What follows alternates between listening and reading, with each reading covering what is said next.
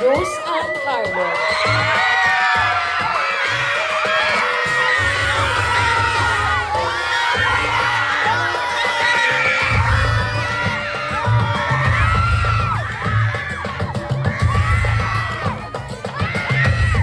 Umuusbong sa gitna ng entablado ang isang likha mula sa diwa ng anyong lupa.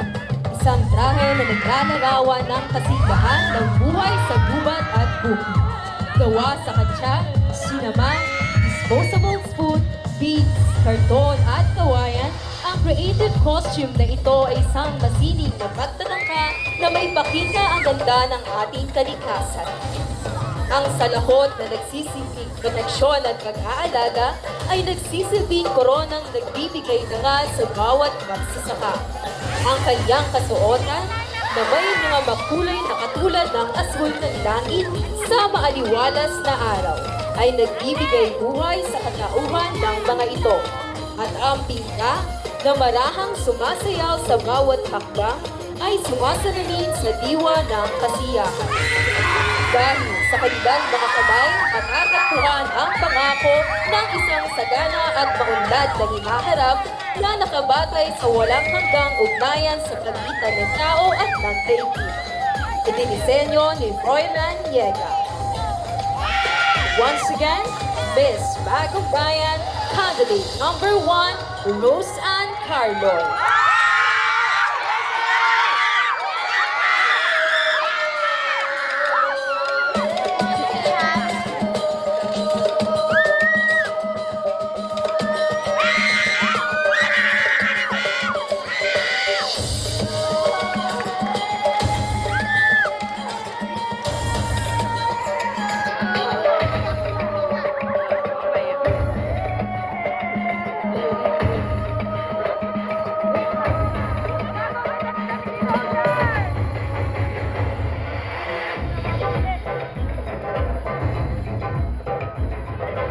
Miss Bagong Bayan, candidate number 2, Joey Isabel Lainez.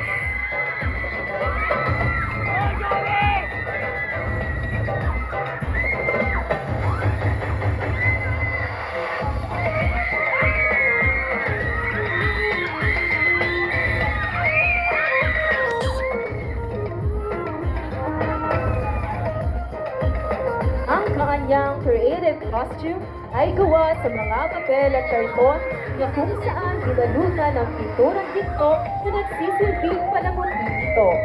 Ito rin ay nagpapakita ng pagiging elegante at kasimplihan. Ang creative costume ay nagpapakita na ang bawat piraso ng papel ay kayang pakinabangan at ang mga papel na nakikita kung saan-saan ay kayang pahalagahan at bigyang ganda dahil ang bawat bagay ay may pakinabang kagaya ng kanyang kasuotan.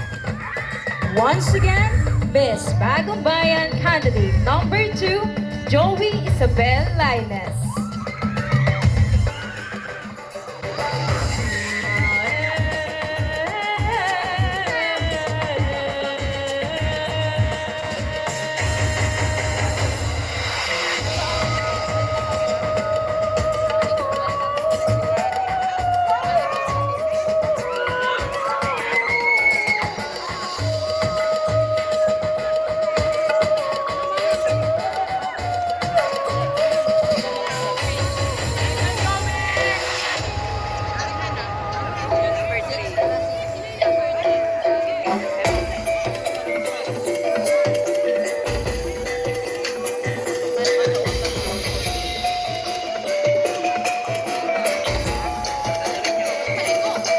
Miss Bagong Bayan, candidate number 3, Princess Jean Matarulay.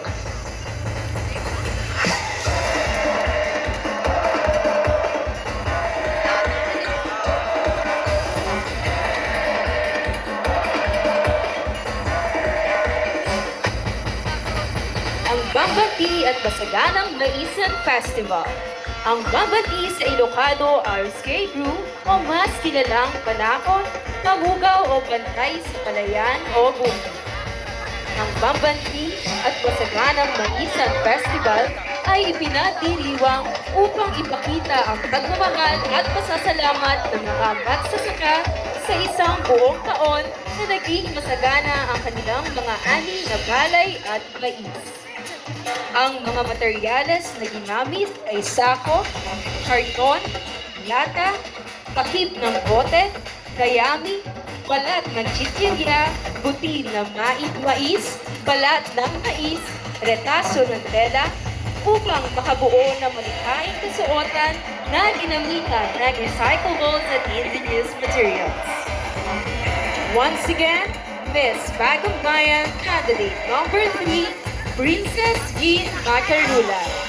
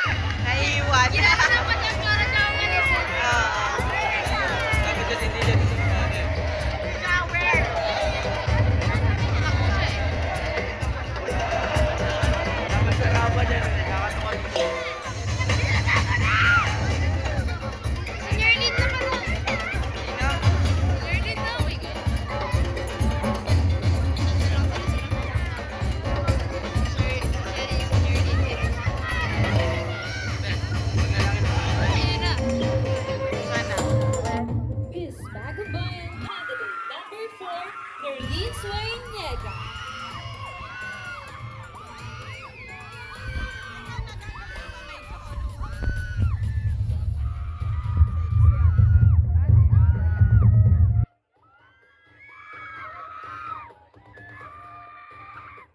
El Cacahuete.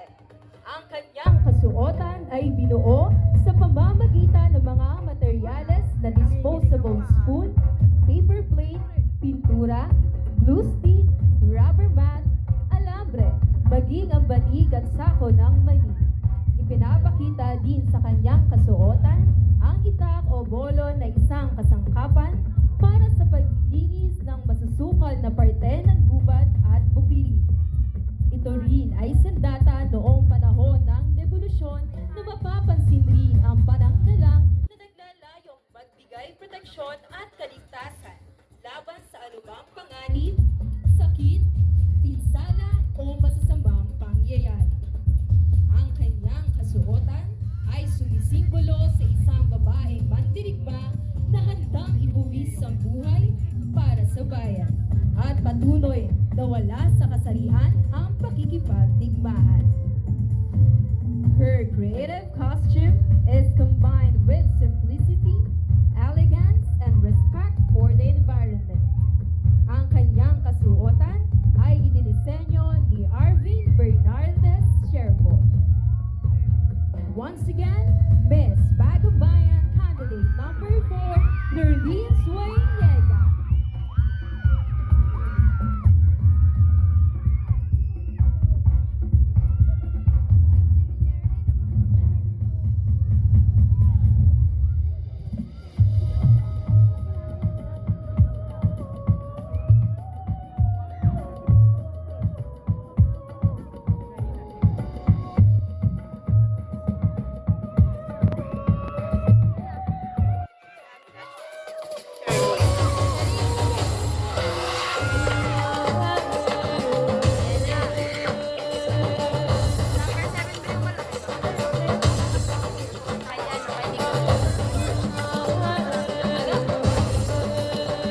Miss Bagong Bayan candidate number 5, Shereen Joy Ternate.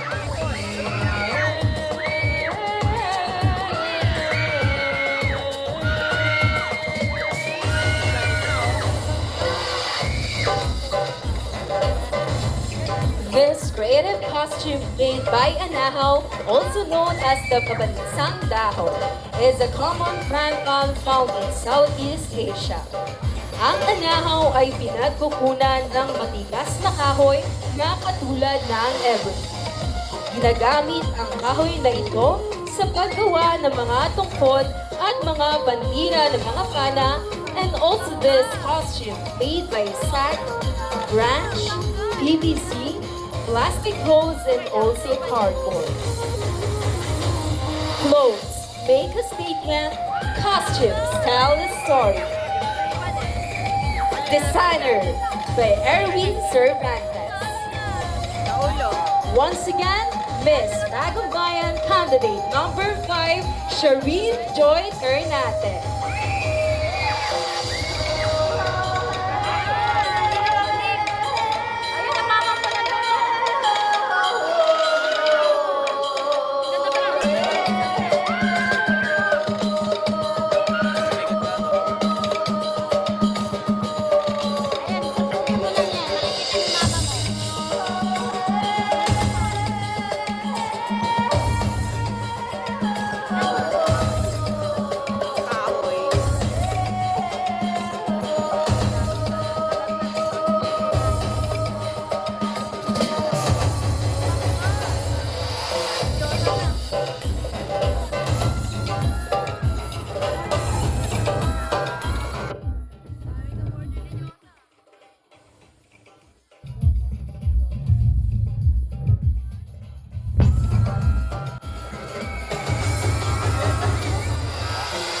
Miss Bagong Bayan candidate number 6, Josa Zanya Katipon.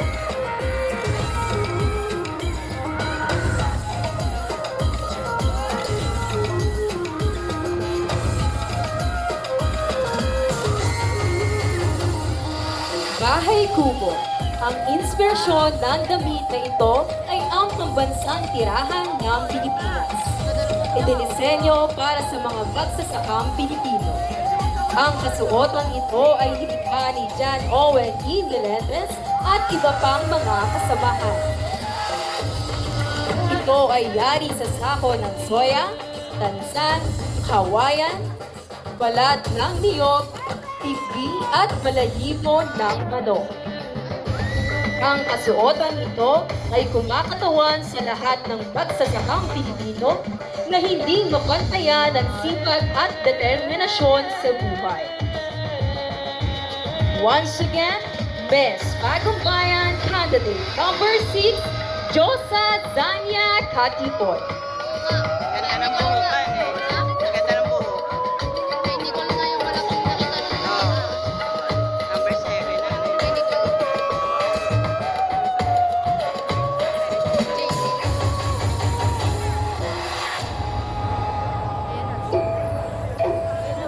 Yan na. Ganda rin yung buhakan.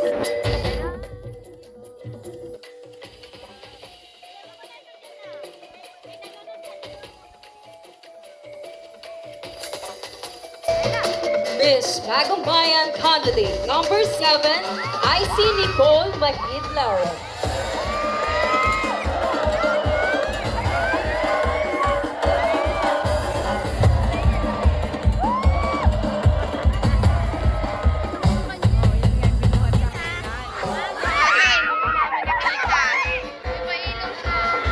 Her creative costume was made of cardboard, scrap metals, drinking straw, kain and pacha, accentuated of sequins, beads, and colored by acrylic paint.